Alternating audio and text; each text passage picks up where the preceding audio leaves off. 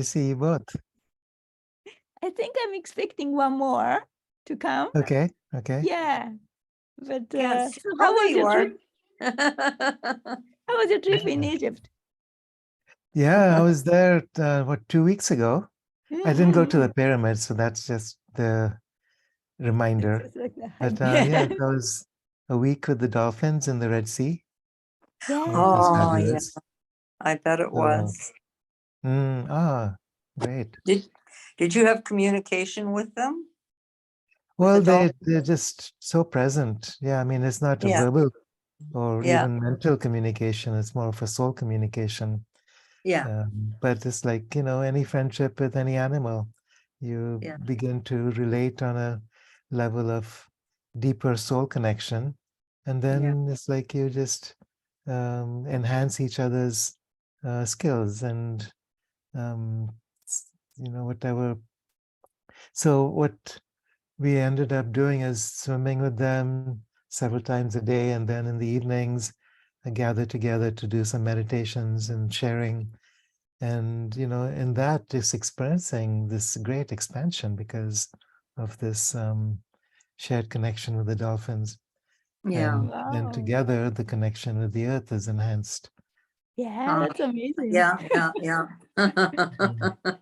Yeah, so if you guys want to come next year, I'll be going in Would love September. to. Yeah. Wow, that's amazing. So Egypt is a good place for dolphin? Well, there's this one place in the Red Sea. So it's a coral reef offshore, and it's surrounded by coral, so it's a protected area.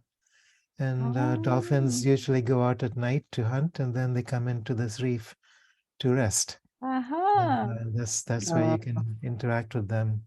Oh, So, wow. yeah, That it's a sounds amazing. wonderful opportunity.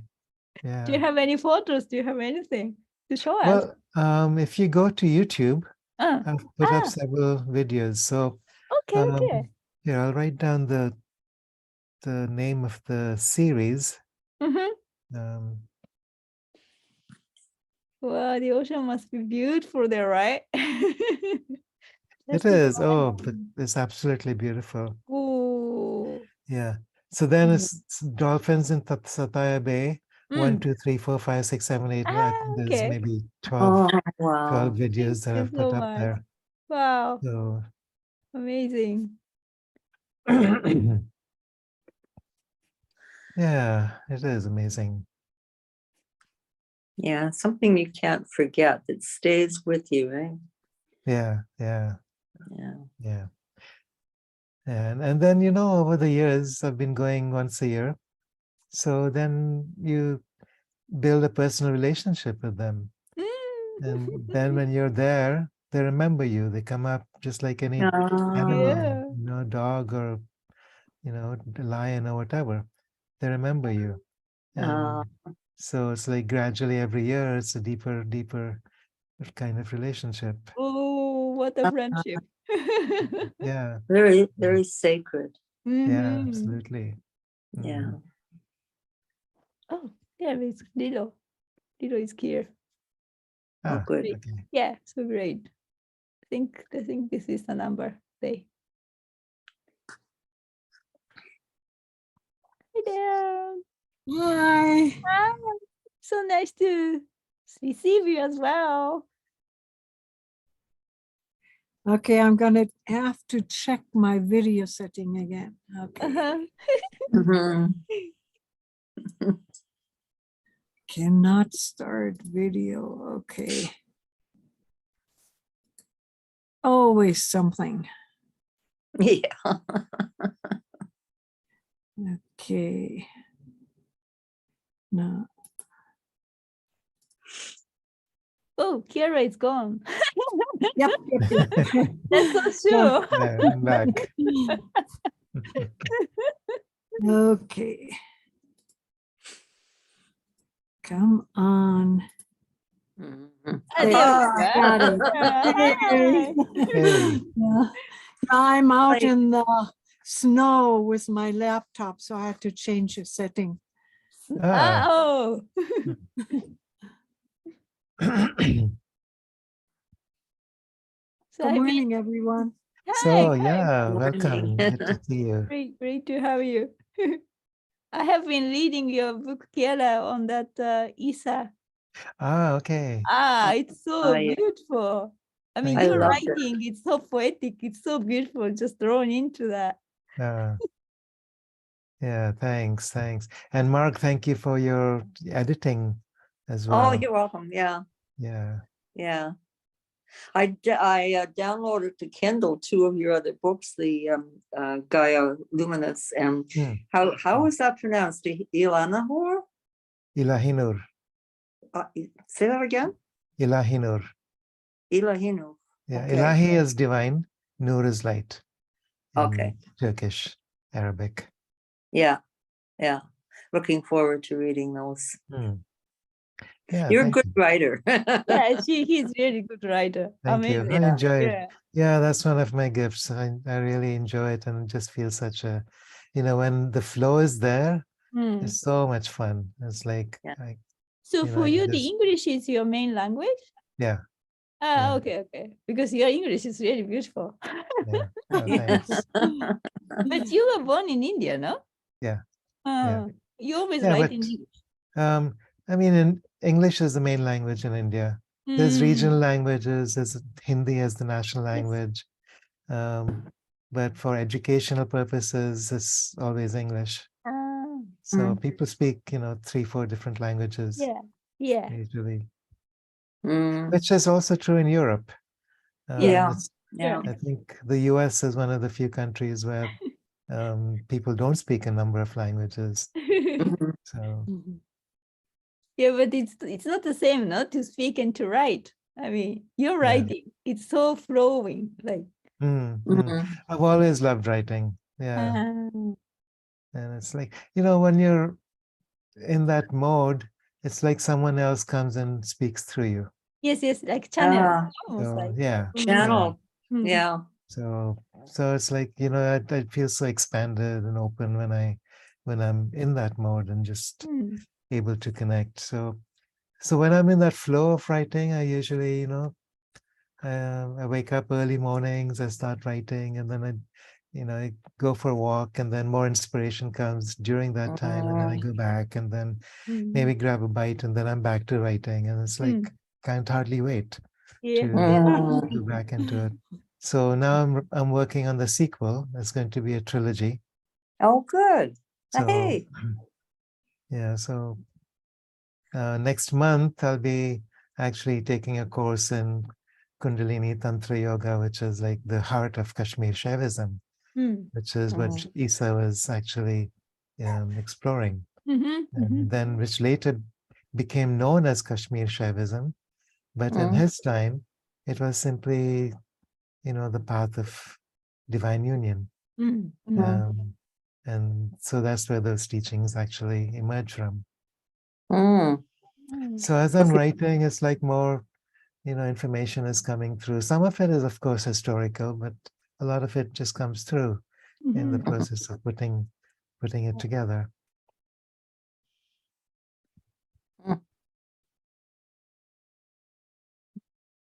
Do you feel like you're channeling, Isa? Yeah. Yeah. Whatever channeling means. Well, Yeah. coming through from the other side of the veil. Oh, yeah. Yeah. I mean, I think we're all channeling all the time. It's just who are we channeling from what dimension? Yeah. So Yeah. because the personal self doesn't the personal self is exists to logically organize information, but where that information comes from, it's like you're turning the radio frequency to a certain band or another band, and the mind is like that radio. It's not the source of information, but it receives it from wherever you're tuning into. Right. So I once took a weekend course, write your book in a weekend. And there I learned how to disengage the left side of my brain and just let it flow. And me being very cautious, But once I broke through, it is unbelievable how Mm. things just flow. You have Mm. no idea what came out. And of Yeah. course it needs editing, but it's really good to just let it flow. How did you do that? How to stop the left brain? I'm just curious. Well, it was a class that I took in Sedona, and I was curious because write a book in a weekend, right? You Mhm. know, Mhm. and so he put us into an altered state and taught us how to disengage the left side of our brain and just to start writing. I was typing at my laptop, and my book it turned out to be a children's book, sort of a young, older children's book. Mm. And it started with a man walked through soot-filled roads on a cold December morning. I said, oh yeah, where did that come from? Mm. But it ended up using information that I'm interested in, like eating meat or not, and the treatment of animals. And so that kind of came through that weekend. And I saw that there were a group of beings or guides or friends or whatever.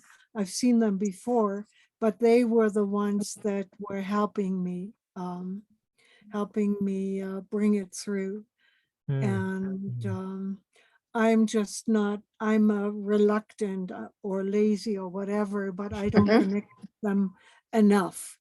But Mm. I know that if I do, because they are so eager to work with me, that a lot of stuff will come through, you know. Yeah. And I mean, they're connected to others, and I think we have to do that at this time because the information needs to come. Mm. But personally, you know, I have sort of a bias against the term channeling, because a lot of people channel, and it turns me off, to tell you the truth. The way they talk, the way they change, and the authority. You never know who is really talking, you know. Mm. Yeah. Yeah. Anyway, Well, it's like, you know, if you're trying to do it, often you're connecting with spirits who inhabit the astral worlds, and you know they have something to say, no doubt, but it may Yeah. not be necessarily the highest expression. exactly. Yeah, So it all depends on what frequency, and it depends on your own clarity. yeah. So if you're stepping out of the way, if there's not much ego in the way, then you can actually open to other sources and it's all through the higher self anyway. And what is the higher self? It's not a personal self. No. It's a integrated divinity that exists through all things in all realms, in all beings. So it's just the linear idea that we have that this is, you know, somehow separate and individual self. So writing or painting or, you know, any of these creative Any art, yeah. modes is such a beautiful way to slip out of this identity. You know, and then it's like you're open to this great big wind. You know, ever since I was a child, even when I was really young, I experienced myself like almost like I was in a tube, and I was looking out through two holes onto the world around me. And ever since, I've always said, why am I me? Why is my consciousness, why is it separate? Why am I me? And I still don't know why I'm me.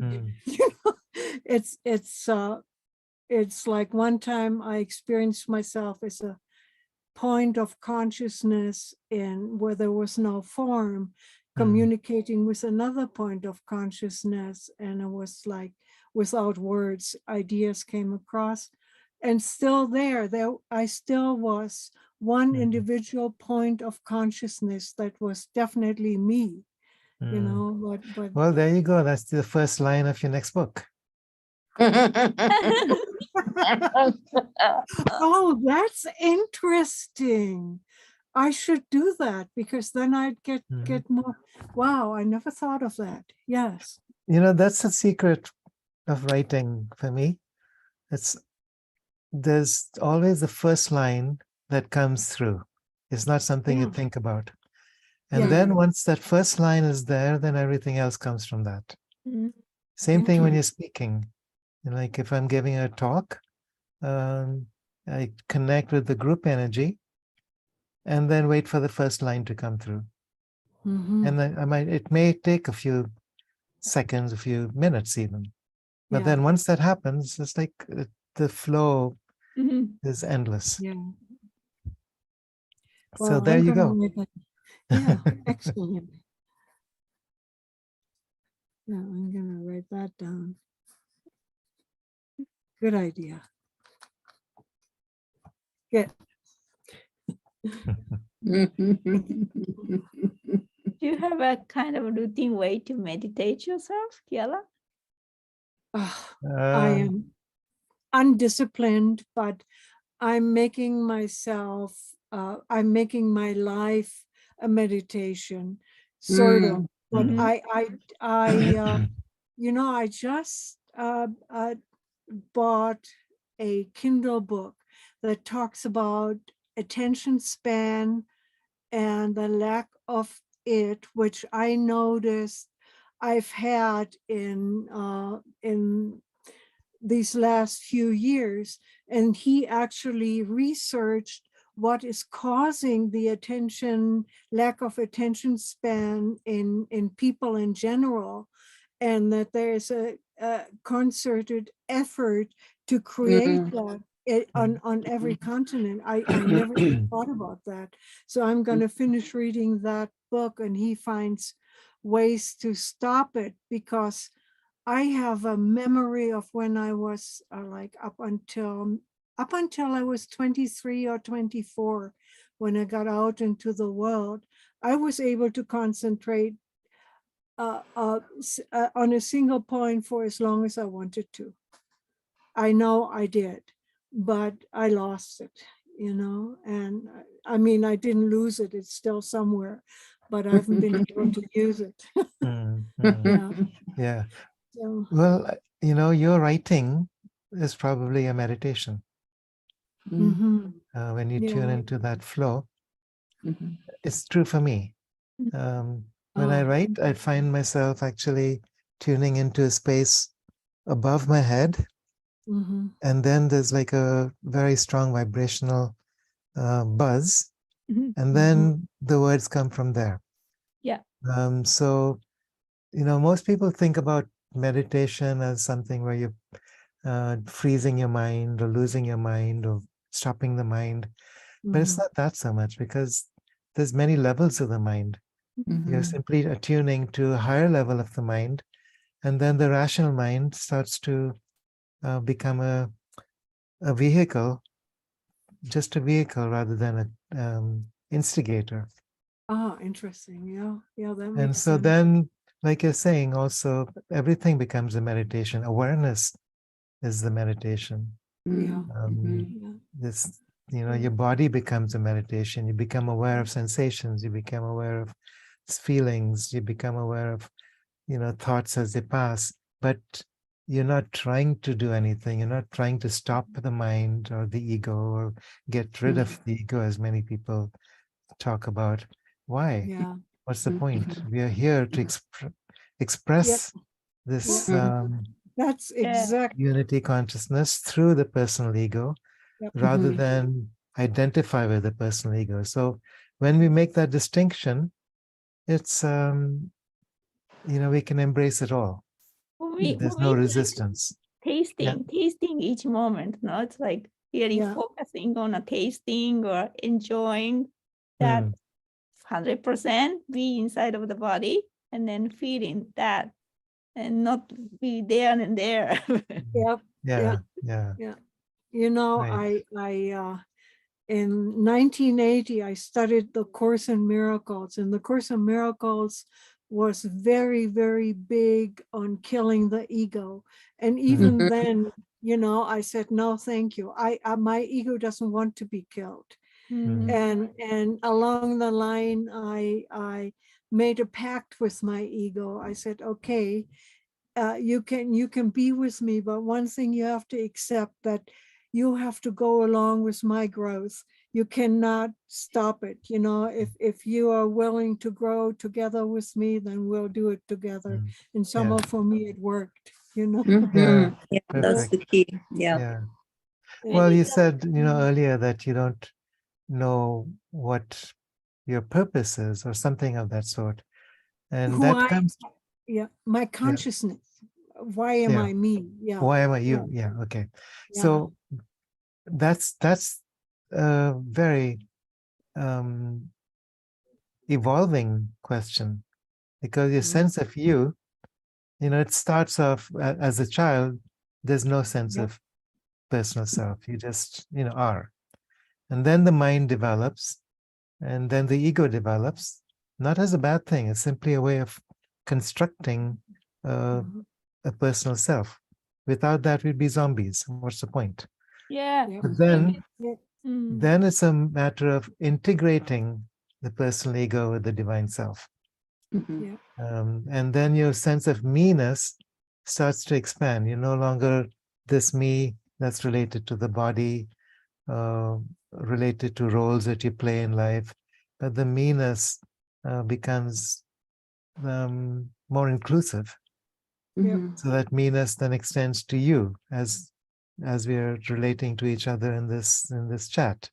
It includes other people in our lives, and then it includes nature, then it includes other planets, then it includes non-physical realms, then it includes an entire universe, then it includes space beyond time. And so, the me-ness actually eventually includes primordial consciousness, beyond time, beyond space, beyond creation. Like Jesus said, I and the Father are one. That was spoken from that place of primordial union. But he also referred to himself as a man, as a son, as a whatever roles that he was playing, as a teacher, as a student. So, we can include all of that. It's not about slicing ourselves into pieces. Um, It's still, I'm totally aware of all that, but as I'm speaking to you from here right now, it is me speaking. It's not the universe speaking. It's not that. It's like me speaking. And I'm still trying to figure out why I am this me. okay, so that's where you can create a very subtle shift. Is it you speaking as Lilo, or is it the universe speaking through Lilo, as Okay. Lilo? Mhm. Yeah. Yeah. Because it's we tend to create a separation between what we consider as me and the universe out there, but it's not so separate. You are the universe. As a human, you are still the universe, speaking and reflecting and expressing through the human personality. So, I understand that, but how do you feel it? How is that? How can you? How can I at this moment know that I am all that? I mean, intellectually I understand it, yeah, but I want to know more than just intellectual. yeah, I know, and I think that's the journey. And um, for me, it's about recognizing that I cannot, or how should I say this? If my emotions are not the um, marker of how I feel about myself. So, in other words, I could be feeling really crappy Mhm. and still be me. Mhm. I could be Yes. feeling really connected, and that's also me. Because the me is not just who I think I am or feel I am, it's all of it. So it doesn't matter what I'm feeling, what I'm thinking, what my mood is. That's all reflections of the personal self. And I then just witness that. Oh, okay. So now this is coming up, this is being expressed. But who is expressing it? That's divine consciousness. Okay. Yeah, I think I'm getting something for myself. Yeah. Okay. I think it's also like Qigong practice when we do like the open and concentrate, no? Open, concentrate that, then we really feel that we are really fat and there's no limitations, no boundaries. And then we come back to us, no? That's when I feel right. physically. Yeah. Right. Yeah. Yeah, the expansion, the contraction. And don't expect that you'll always be expanded. And don't expect that expansion is better than contraction. Because that's what we kind of, the mindset that we create. Oh, spirituality means we're always going to be expanded. Maybe it's about being contracted into real human embodiment, because we forget that we're here to be embodied. Yeah. And what does embodiment mean? Sometimes we're so focused on enlightenment as an upward movement, we forget about embodiment as the descent. They use the word more like a sovereign, no? More than ego. When we talk about the one sovereign, is important to be oneself as well, not only just oneness. Ah, interesting. Yes. Yeah. Yeah.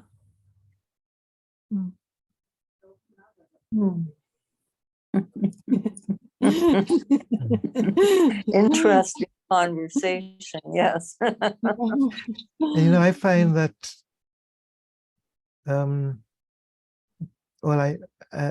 was a time I worked as a psychotherapist and worked with a lot of people who were deeply traumatized and who were diagnosed as multiple personalities. And it's really interesting to observe that what happens is you're talking with someone and then suddenly they switch and another personality shows up, completely different roles, different identity, even different genders, different ages, different aspects of consciousness. One could be, an adult functional,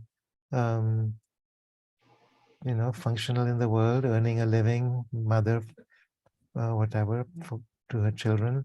And then another personality comes up who's 2 years old as a male. His role is as a protector. Then another personality comes up who's been really traumatized, who's experiencing the pain of a 5-year-old who is deeply abused, and so on. And each personality doesn't recognize that there's other personalities sharing the same form. Wow. Yeah. So we, maybe we're not wounded in that way, but we still have sub-personalities, which are related to certain moods. So if you're feeling in a certain mood, you feel contracted. If you're feeling in another mood, you're feeling expanded. But who is it who's feeling this or that? It's the same. The mood isn't who you are. The personality isn't who you are.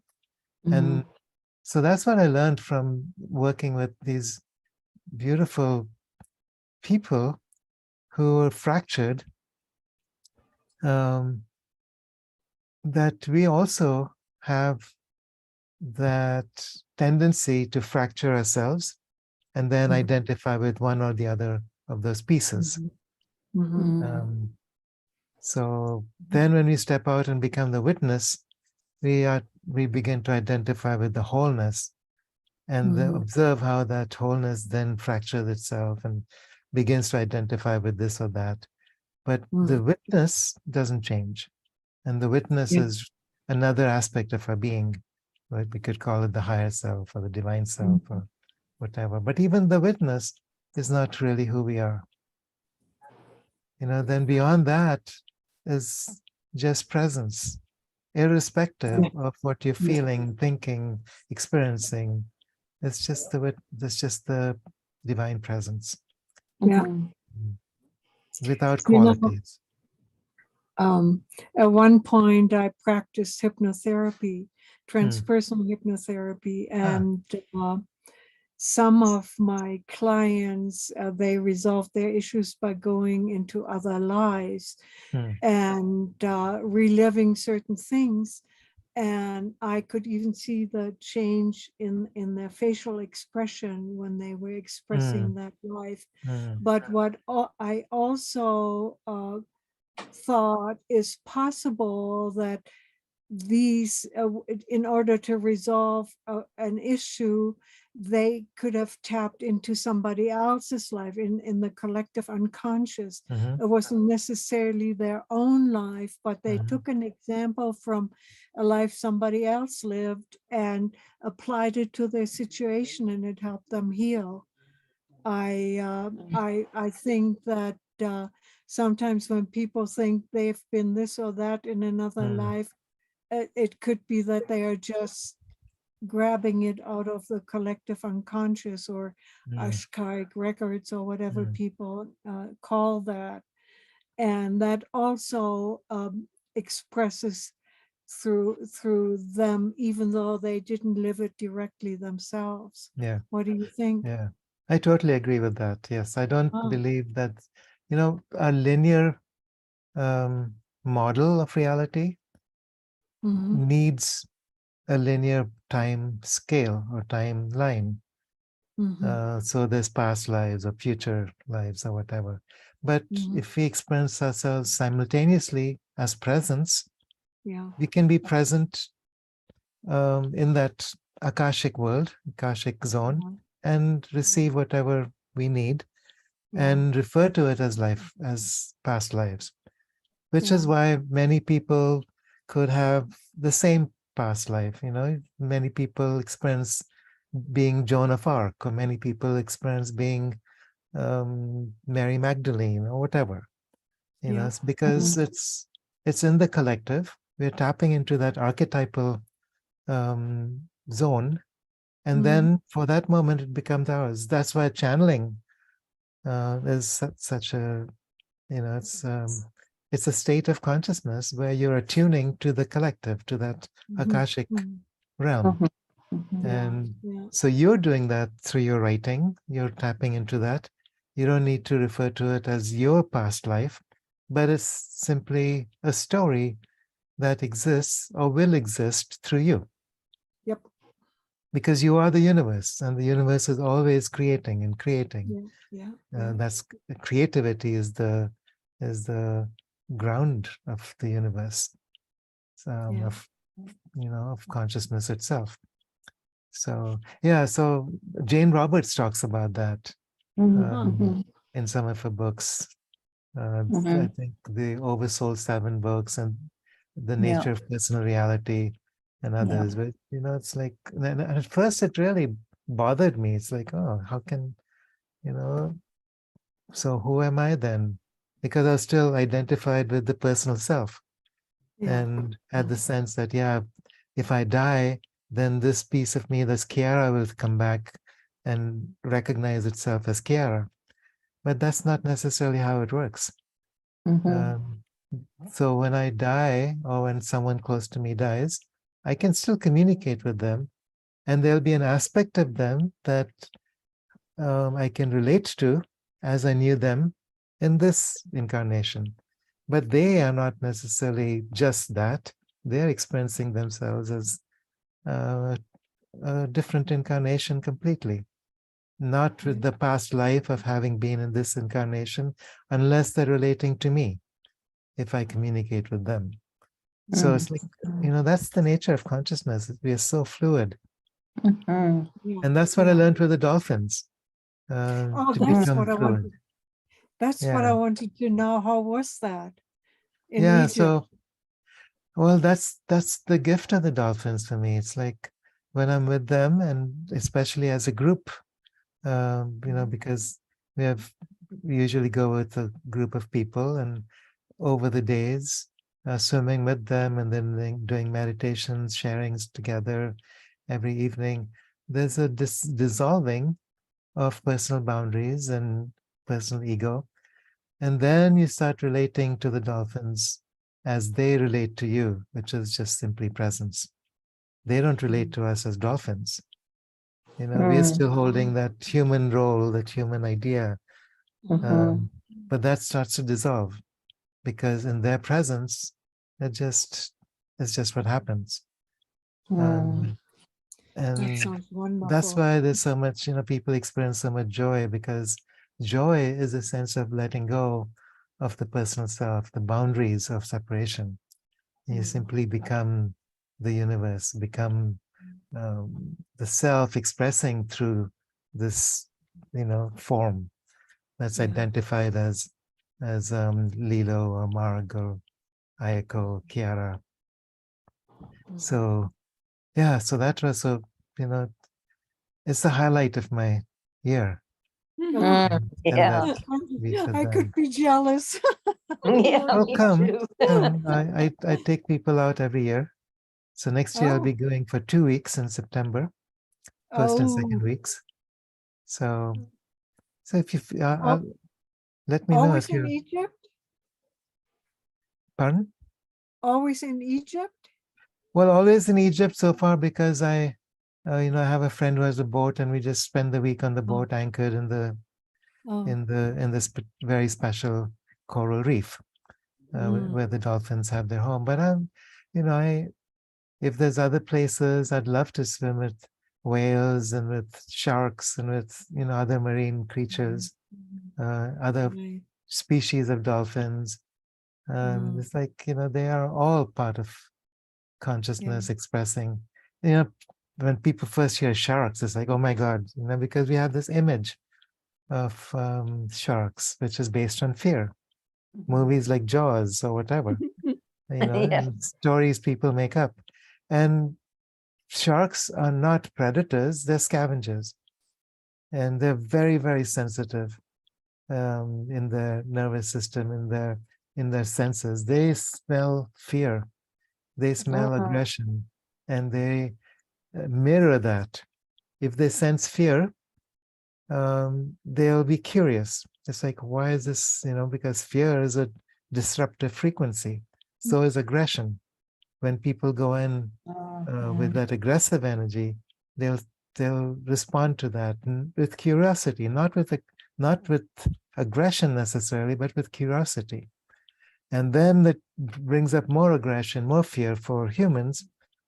And then it's like they switch into a different mode. They might take a bite to taste what this energy is about, but it's not, we are not their prey. They don't attack us to feed off us. If we go in with equanimity, even with love and with curiosity, then what happens is amazing. And I haven't experienced this directly. I've talked with people who have, and there's a woman, Anna Breitenbach, who's an animal communicator from South Africa. She has this wonderful YouTube video on that, what it means to be in relationship with sharks. So one of my dreams is to be, with sharks. I wouldn't do this by myself at first. I'd want to go there with people who've had that experience, to basically, you know, um, learn how to address that instinctive fear that comes up for all of Right. us. Yeah. That would be wonderful. I met this man, I forget his name now. I'll think of it in a moment.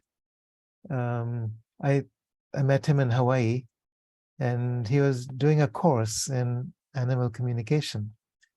And he teaches people how to play with wild animals, with bears, with wolves, with tigers and lions, with, animals who are wild.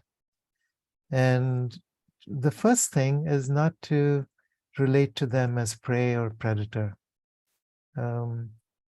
You relate to them as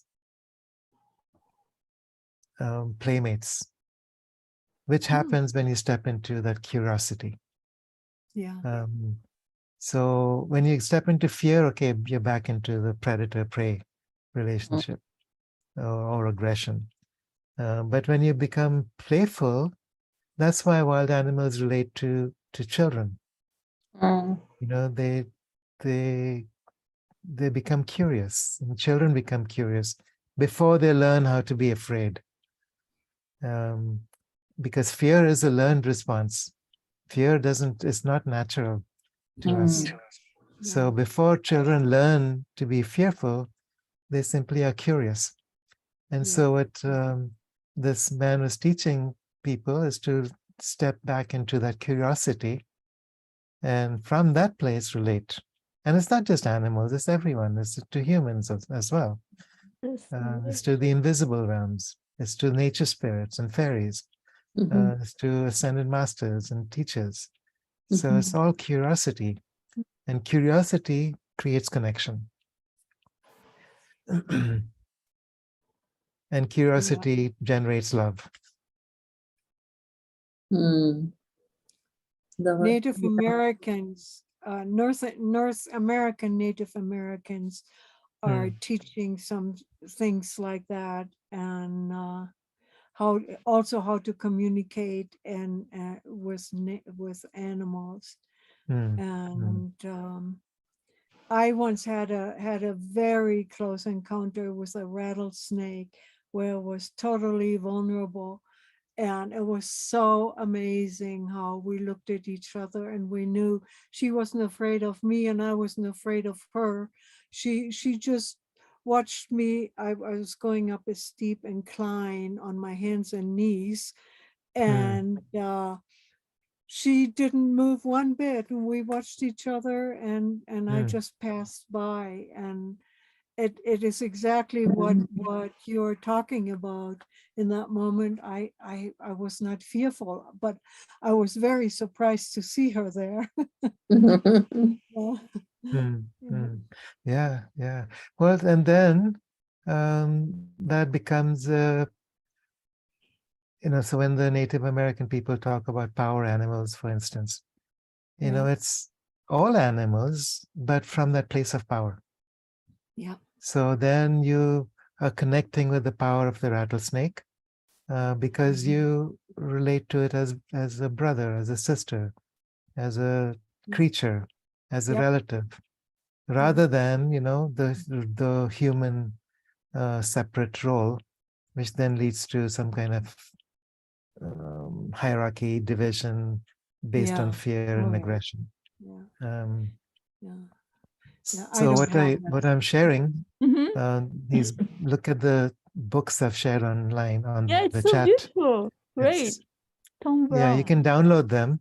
So these are it's a series of books by Tom Brown Jr., who was he has a tracking school somewhere in the eastern coast, but his teacher was an Apache elder who had never lived in the reservations or a city or anywhere close to civilization. His people had managed to escape from the scourge of the white man. And so grandfather, as he's known by Tom, his name is Talking Wolf, teaches Tom about how to relate to nature, relate to the wilderness, and relate to the spirit that moves through all things. It's a beautiful set of books, and so if you would like to download and read those, it's great. an adventure. Thank you so much. Where do you find them? Here, it's on the chat. So go into the chat. I'm not on the chat at all. Okay. Let me get the chat. There's that. Okay. And then just click on each one and it'll download. Oh, okay. Wow, that's wonderful. Thank you so much. Oh, sure. Yes, thank you. It looks like a very old book, no? No, but 1993. So Yeah, old. they are old. I mean, most of them I think he's maybe from the 60s and 70s, 80s. Mhm. Yeah, I mean, this has been a great teacher for me. People like Tom Mhm. Brown, people like Jane Roberts, people like Carlos Castaneda. Ah, You know, yeah. they were a very particular type of people who were storytellers. Yeah. Mm. And their stories were the stories of life and creation. Yeah. Stories based on relationship with nature, with the earth, with Mm. grandmother earth or mother earth, you know, which is the way that the indigenous people related to life. We've Yeah. forgotten that. And Mhm. these are reminders. Oh, this is great. Yes, sometimes, some people say the native people have a special way to speak. Hmm. Then some intellectual people say they cannot follow their way of speaking because it's Yeah. not like so logic, right? But I mean, I like it, no, because it's very Yeah. experiential. So, Yeah. somehow the modern people forgot. Yeah. Yeah. It's the more mythical mind. So, you know, there's a Yeah. logical mind and the mythical mind. Mm, Myth doesn't mean it's not real.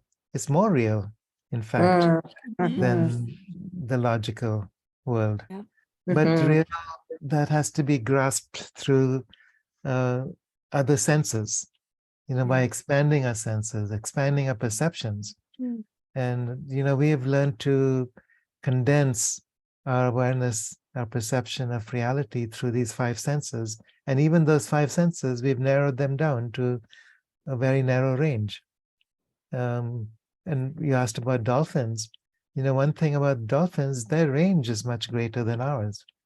Mm. So their Very sonar actually covers a range that is far beyond our ability to see or hear or feel. And that's why when they make those sounds, it it enters into those invisible ranges, mm, and mm, which is why it opens up our consciousness so much. mm. You know, it Oh, frees up the mind, it frees up yeah. the senses, Mm. it frees up those um, layers of conditioning, those traumas that Mhm. we hold on to as our own identity. And then Mhm. it's like, yeah, we recognize ourselves for who we are, not Yeah. the role Oh, that we play.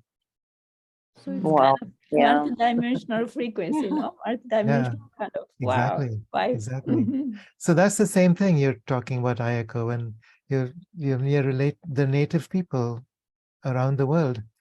They are able to tune into that way of being, that way of seeing, which is Mhm. mythical, which is Mm, the connection with the invisible realm, the archetypal realm, mm.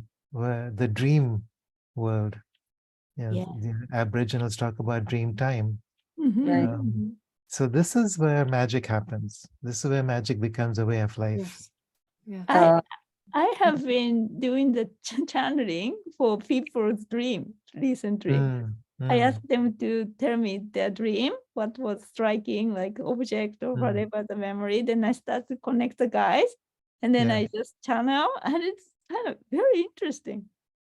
Like Mm, so many mm, meanings. Well, of course, I can say that I'm making up, but anyways, it's more like a deeper way to see the meaning of the dreams. mm. mm. Yeah, yeah. You know, one way to relate to a dream, you wake up from a dream and then you take out your notebook. You don't move as much as possible. You stay in the same position Mhm. to the extent you can, because then the recall is greater. As soon as you move your body, the Mhm. dream starts to fragment. Mm.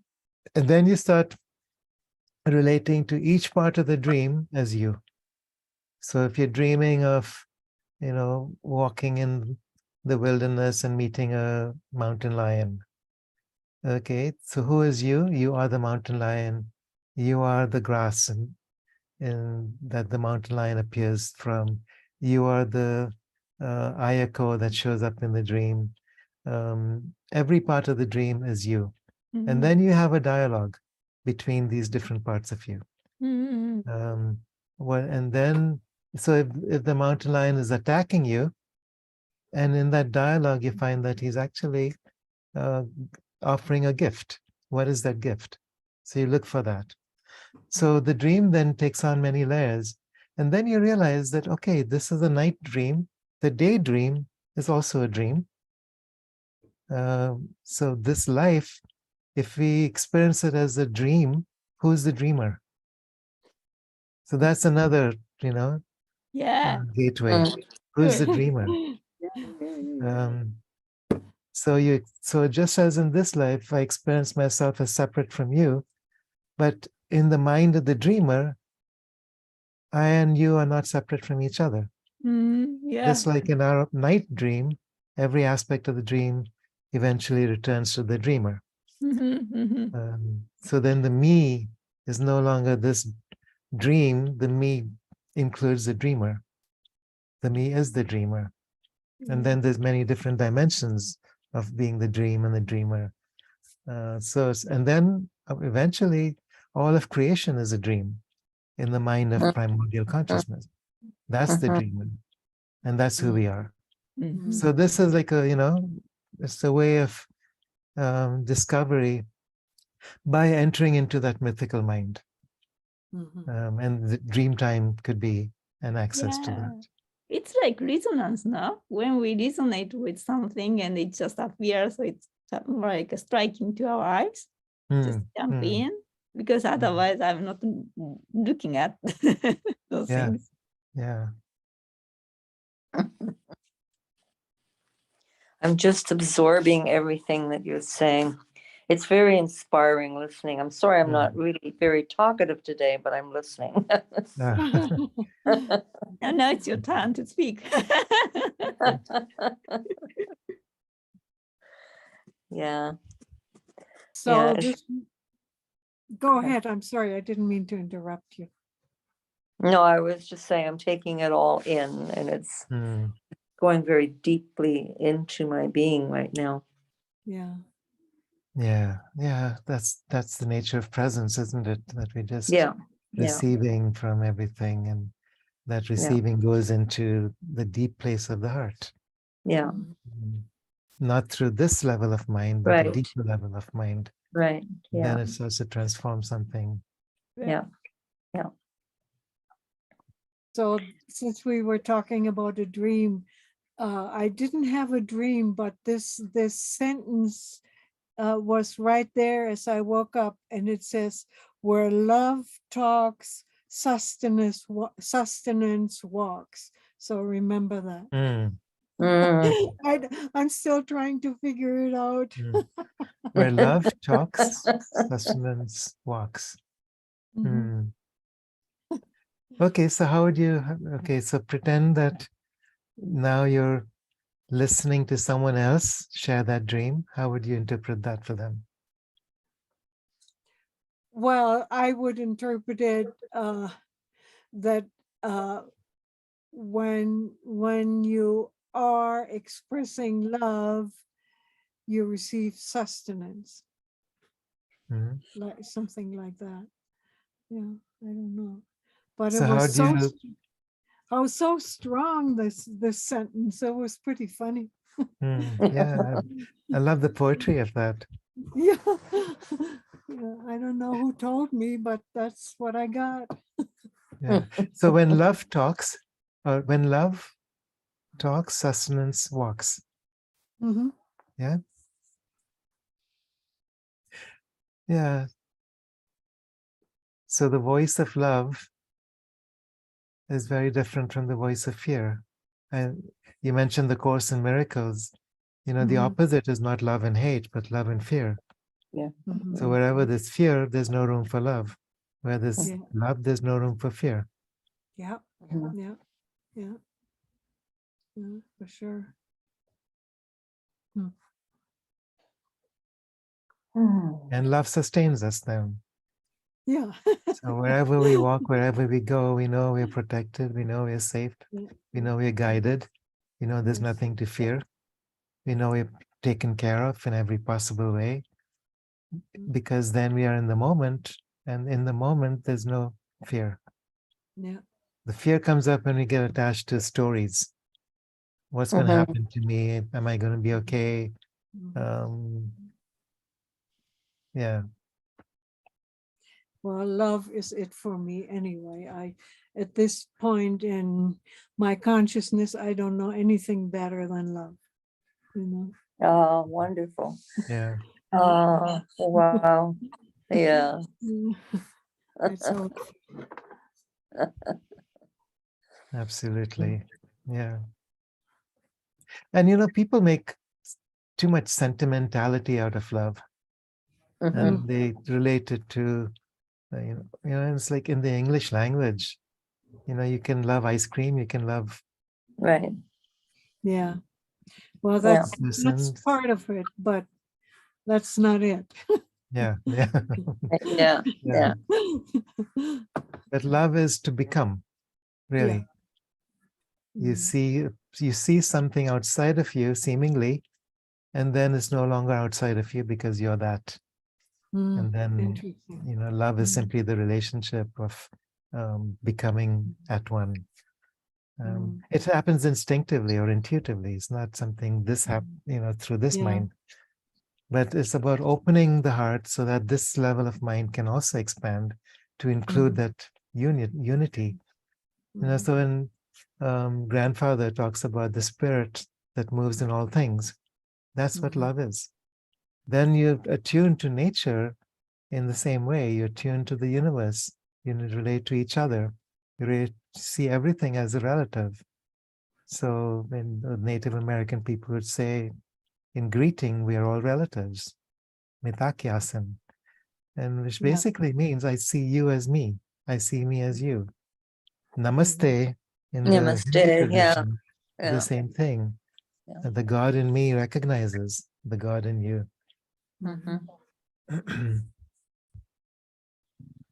Nice. Oh, nice. I don't even like the word nice. It's superficial. No. But we use it like should. Yeah.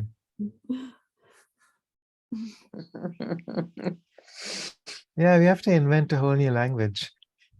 Yes. Yes. Well, maybe we will. Well, at least I got some inspiration about writing. So that's good. Yeah, curious to see what comes. Yes.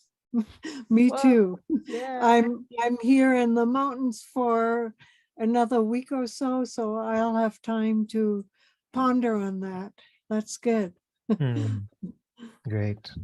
Sedona, where are you now? Are you in Sedona now? No, I'm in the Sierra Nevadas, Mammoth Mountain. Okay. It's a ski resort. My husband skis, but I don't. I don't even like the snow, but I'm here.